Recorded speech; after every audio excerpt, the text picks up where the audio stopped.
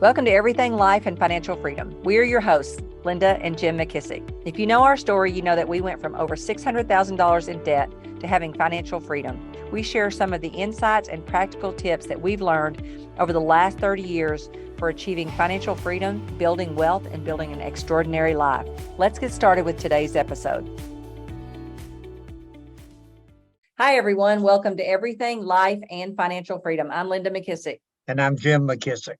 Hey, Jim, I'm super excited because I've got had an opportunity to interview this young gentleman on our podcast on Profit Share. But we're excited today because we have Mr. John Clidy, and he has an amazing story about how he's created financial freedom. He went from a very secure job to a very unsecure income. And so I'm excited for you all to hear his story. So, Mr. John Clidy, if you would, tell everybody your story. It's such a great, interesting story. I love it. And I know a lot of people are going to relate to it. Awesome. Well, thanks for having me, Jim and Linda. And it's funny. I'm even sitting here, on the wealth podcast, because I think thinking where I grew up and where I am today, it's actually makes you laugh. I mean, you feel good inside, but it's almost like, you don't deserve it, which is, I think all of us have that in us, right? Like, what do I do to deserve this? But it is a true journey where today I was talking to someone about, when we were younger, it was three of us sharing a room, and, our clothes weren't cool, but we tried to make them look cool. And, now, I'm going around the country talking about wealth building and financial freedom. And, I was lucky to really get a good job though. I ended up becoming a state trooper back in the mid 1990s. And at the time I was like, this is cool. It's $50,000. I get a car, it's insured, there's gas, you get it, you beat lines at the bar and all that stuff, right? You put your badge and you get there and you get your get out of jail free card. And it was really, really cool. And then I started to realize, like, wow, like, when I retire, for the most part, I know exactly what I will make. And that's it. Like, you can do somewhat the math, right? For the most part, what the colonel makes, the highest paid person there, and you get a sense of what your life would be like.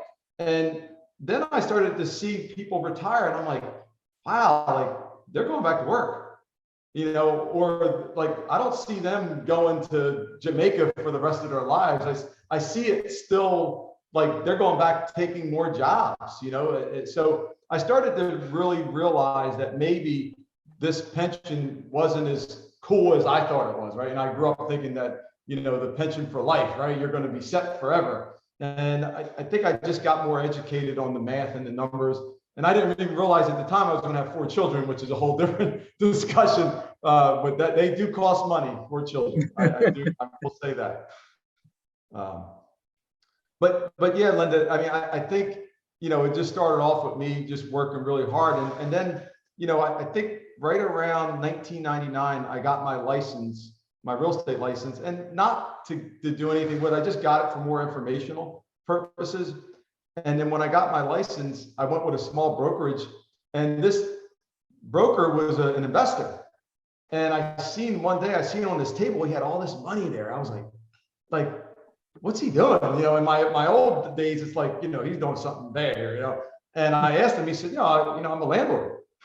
And I own, he said, all these houses, this one I own, that one. And I was like, wow, like, that's cool.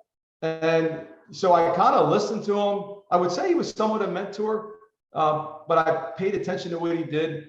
And little by little, I think probably 2 years or a year and a half later, I had no money. And I went out and got like my first property. I call it the big 3, but I remember like it was yesterday, 5 Lawrence Court for like $30,000. I had to increase the money to pay for the closing costs, and I think it was a Section 8 giving me $850 a month, and I think my mortgage was, with everything said and done, was $500 or something like that. So I made like $275.03, something like that a month. Yeah, passive. But that was like the start of it right there. That one back in, I think it was like 2000, 2001. that's awesome. So I assume before that, you didn't know anybody that had owned investment properties or anything, right? This was like a big aha for you that someone could even do that. I know it was for me. Well, not even did I know anybody. I didn't have no money. You know, I just became a state trooper. So I still didn't really have a lot of money yet. So I kind of did what we all do. Dad, I got a thing here I think we could do. So I actually took 2,500 from him, and I got 2,500, and that's how I bought my first investment property. So kind of take us on that journey. How are you still investing? How many properties do you have? And then what are some other streams that you've done? You know, we want to teach people, you know, our goal on this podcast is to show average people, and maybe even people like you and us who came from way well below average, that you can have as big a life as you decide. If you decide to focus on financial freedom, there's unlimited opportunities, and there's unlimited ways to do it. You know, we're all not going to be, you know, Steve Jobs or, you know, or Paul Allen or Bill Gates, but we can have an extraordinary life if we decide to, right? So how many properties did you have? Did you keep on that journey for a while? And what other streams of income have you added over the years to create financial freedom for yourself? Yeah, so I just figured this out because I don't know about you, but my financial planner or my financial consultant actually does a org chart for my family. So, you know, it's my wife and I at the top, and then we have like a holding company, and then we have all the different streams. And I think it's like 26 streams right now. But at one point I had 40 properties, Linda and Jim, and then I sold them off in that craziness that we all remember. I kept a few. I kept my shore house, which I still have, and I kept a strip mall, which I still have, and I accumulated some Keller Williams market centers over the years. I own 4 office buildings as well, you know, the good thing about these market centers, Linda and Jim, you know this as well, is, you know, you have ancillary business all of them. So we own 4 title companies, and I've been able to do really well in profit share. I still have a sales team, you know, so, you know, I've been blessed to really always investing. I never stopped investing. And I do something that I'm really proud of as of late is I fund properties. So if someone brings me a deal, I'll put the cash up, and, you know, we'll pay for the repairs, and then I split the profit with the agent. So that's something else that I'm proud of. And I just started doing that again. But that's something that I used to do. I used to flip a lot of houses, and now I'm back to it again. So basically under that scenario, what you do is let's say they find the property. Do you both put up money, or just you put up the money and then you get 50%? Just you? If I like the property, if I like it, you know, I'll make sure I like it. I'll have maybe someone that I trust out in the market look at it, and then, you know, we'll buy it, we'll fund it. They have to give me I mean, I have some requirements. I want a business plan, I want a budget, I want a timeline, you know, all that stuff. But long as I have that, we do that all day long. Awesome. Awesome. So now I love your story, and I've heard it, but I want the audience to hear it, about when you went in to quit your state trooper job, you know, the struggle you had, because number one, you were taught your whole life that you just go get a secure job. The struggle you had of making that decision, and then later you realized you could replace your pension with other things. So talk about that a little bit. Yeah, you know, when you become a state trooper, for us, it was 6 months of living there, and, you know, you work so hard to do that. You know, you talk to military guys that go through boot camp. I mean, we did a lot. I mean, there's guys that gave up, you know, 7-year police department jobs to go try to become a state trooper. And they couldn't go back, and, you know, they had families and things. So, you know, for me, it was just like, I really worked hard to get that position. And it was everybody was a captain of the football team. Everybody was smart. Everybody was strong. I mean, the women, the men, I mean, it was a really great crop of people that wanted this job, at least then. I mean, I know then, I think we had 12,000 apply and 116 of us graduated. But thinking about that, you know, it's hard. You know, I really worked hard to get it. And then I'm there, you know, been shot at, been stabbed. Actually, I talk about in my book, Linda, I had a pork chop grease fight that I witnessed, which I'll never forget. I'm trying to get it out of my mind, but I can't. But, you know, I've been through all those journeys, and the camaraderie with your fellow troopers, and the things that you experience together. But you know, like I said, as I went through that journey, I was also going through this wealth journey. And, you know, I didn't tell the story. I think you'll like this even better. But the time I really realized I was going to leave the state police was, I call it my $100,000 day. It was the first day I made $100,000 where I flipped the house and had like 10 closings. And I'm old school, so I had all these checks. Actually, I always have checks around. So I had all these checks sitting here, and I had them all like this and a knot. And I think I had some cash because I had some rent, and I had it in my pocket. And I went to work that day on like a 2 to 12 shift. And I go to work, and they had like a shift, like going away party for one of the guys that was retiring. And all the shifts are there, at least until we get called. I was on the casino unit in Atlantic City. So we're all sitting there, and all the guys like to break stones, and they're breaking my stones like, you selling that real estate? Who cares? You're not making money. What are you doing with that? And that landlord, who's doing that? And I'm like sitting there like, oh my God, these guys don't know I got $100,000 sitting in my pocket right now. And, you know, it's not like me to boast and brag, but I heard it all the time. They're like, telling me you should do overtime. You should be doing this. And I'm like, dude, I got 100,000 in my pocket, you know, in my mind. So, you know, the good guy saying, don't show them the checks, you know, and the bad guy saying, show them the checks. And they got to me. I think I had a little beer or something. And I was like, here you go. Does this look like it's a waste of time? And they're passing out the checks like, and they're like, you know, like the one was like 35,000 or whatever. And they're sitting there, you see their eyes changing. But that was the day that really changed things for me and for the way they treated me, because it was almost like they knew I didn't, like in their mind, I did care about the job. And every time I went to work, I cared. But because of that money, they thought I didn't. And everybody was kind of like on me after that point. It really wasn't good. I probably stayed longer than I even anticipated, but it was like that was the day I was like, that was not good, John. It was not good, but I had to do it. I just had to do it. But looking back, I really did it. Yeah. Well, and talk about you were how many years away from getting the most pension you could get? And yeah, I was 3 years shy of getting probably right around $65,000, $70,000 for life. And I'm going to live to 100. So, you know, you're talking about $3 million there, you know, or something. So, yeah, that had to be a hard decision. Yeah. And you know, the thing too is when I asked people in my community, the people that, you know, I grew up with, you know, like we're blue collar area, everyone said, are you nuts? Are you crazy? But the people that knew me and people that are, I don't want to say smart, but the people that knew numbers said, hey, did you look at the numbers? What did they tell you? Do you have an income stream? Like they asked the right question. And my parents and my wife believed in me. But everybody else that just looked at the security of it, they thought I was nuts. I mean, I mean, even now, some people are like, wow, like I still didn't think you were going to make it. Like, I'm like, really? You know, but it's. So how many years, John, how many years did it take for you to make up that money that you would have made in pension? How many in your passive income? Because I remember you said that you remember when you got to a place where you realized that the money you had coming in was going to replace that money that you had walked. Well, the first thing that's really cool is profit share. So it took me, you know, what, 17 years. So I would have been 20. So it would have taken me 20 years to get about 65, 70,000.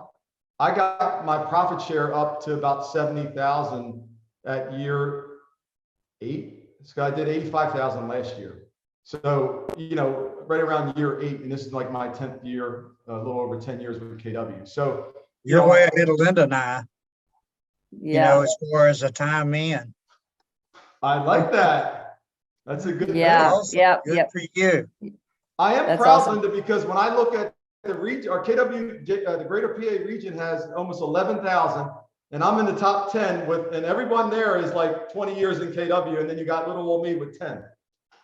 I love it. And you know, I Awesome. love to say that. And for those listeners that are listening that don't understand, Keller Williams Realty has a profit share program, which is another opportunity for people to create a residual stream of income, just like investing in houses. The only difference is we say you don't get those headaches of being a landlord. So I love this. Hello. Thank you for listening to the Everything Life and Financial Freedom podcast. For transcripts, resources, and more, visit the episode page on the podcast website at everythinglifeandfinancialfreedom.com. You can also download our Freedom Number worksheet. This worksheet will help you determine the amount of passive income you need to generate each year to sustain the lifestyle you have or the lifestyle you want when you no longer wish to work or simply want the freedom of your time and your money. Kind of in wrapping up here, John, you know, and we did a study in our Hold book that if they followed 100 people for their 40-year career, here's what they discovered. 1 was wealthy, 4 were just financially secure, 54 were broke, independent. There was a number that was deceased, Andy. I remember what it was, but there was a number in there that was deceased. And then 54 were broke and dependent on their family and friends. And I always like to say, sometimes in life, those family and friends are going to be yours, and it's going to feel really good to be able to step in that gap and help take care of someone who didn't take advantage of the opportunities that you and I and Jimmy, you know, people like us have taken advantage of. So good for you to be able to go from what courage it took to go from that solid independent, because you weren't necessarily satisfied or happy and you saw another way to do it. You also have a book that I think is phenomenal that people should read. So tell us a little bit about that book, and then wrap up with what advice would you give people who haven't started on creating financial freedom? Why is it important, and what's been the greatest benefit from you really focusing on creating financial freedom? Awesome. Yeah, the first part, I wrote a book called Leaving Six Figures. It really just shares my journey from the beginning, you know, from the way I grew up. You know, my dad, you know, uneducated man, you know, I think he made it to the 8th grade. He got incarcerated and turned out to be a good human being, and raised 2 good kids, and me and my brother. And my brother's successful as well, and he does really well for himself. And then it gets into the state police journey. So I tell some stories like I just told you guys, and there's a pork chop grease story in there, and there's a real funny real estate investor story of me. Instead of worrying about the bad guy, I'm sitting there looking to find like tax records to see if I can buy the property, and that's a true story. You know, we talk about that, and then I start talking about when I realized I wanted to leave and how I had to plan for it, right? How much money do I, like we do at market centers, right? How much reserves does it take to run my life? You know, I think about my wife and kids, right? You know, would they be okay? God forbid something happens to me, what happens to them? So I think, you know, I really share a lot, and the cool thing I think that I love about the book, it doesn't have to be a realtor. It could be any profession. And a lot of even women that are trying to leave a spouse, they use the book because they wanted to get out. Like they didn't have the money, so they had to kind of have to start from scratch to plan of how to get out of that. So really no different for me getting out of the state police or them getting out of a bad marriage. It still was a journey that they had to plan for, process. They had to get people the advice. Hey, am I looking at this right? Do I have a plan? And then from there, they start to set up their path and take action. And I think that's the main thing that I did on this journey is I could have thought about it a lot, but I actually took action. Now, I had to have enough money to at least do what I did too, right? You know, you got to be smart. So I had a bunch of investment properties. I made money flipping houses. So I did have a little bit of money, but again, I didn't start with that. I accumulated that in time, and then I was able to take action. So I think everybody can do it. Some people's timing might be different depending on their, you know, how they could set themselves up. But I really, truly think anybody can do it. And for the advice, you know, I know you got a beautiful place that you guys, I think in San Diego or somewhere out there. You know, I'm in Boca Raton now. And I say to myself, like, wow, like I'm able to live in one of the most beautiful places on earth. You know, there's palm trees, the weather's beautiful, and I'm really surrounded. I mean, there's a lot of wealthy people here, and it humbles me, but it's almost, I'm still proud because I never envisioned myself from this small town where I grew up to live here and to be around the people I am. So the wealth journey can take you places where you just would never believe. So I do think it's something that, you know, if you're really purposeful and you really want it and you're passionate about it, if I can do it, you definitely can do it. John, I love one it. question. Did you have a number that you needed to have in the bank before you were willing to quit that job? You know, I did say to myself, that I wanted to be a net worth millionaire. I was a little short of that. And I wanted to have at least 6 months reserves. Now I had the reserves, and I had like 3 properties with a lot of equity in them too. So I did have, I didn't have as much cash as probably some people, but I had, probably about $600,000-700,000 of equity that, because I owned some of them things outright. So I had enough nest egg. And again, I talked to mentors like you guys, accountants. I had everyone look at this like, am I like crazy here, or do I look like I can do this? Like, and they all said, oh no, you're fine. And then they seen the money that I was going to be able to make when I, like I showed my plan for when I actually do leave the state police and I have all my time back. I always say I was minus 40, 50 hours a week. So now I took all that time and just poured it into this journey, the wealth building journey. And So the reality is if you had more time, you'd make more money. Exactly right. Yeah. So Exactly right. Yeah. So what a John, great story.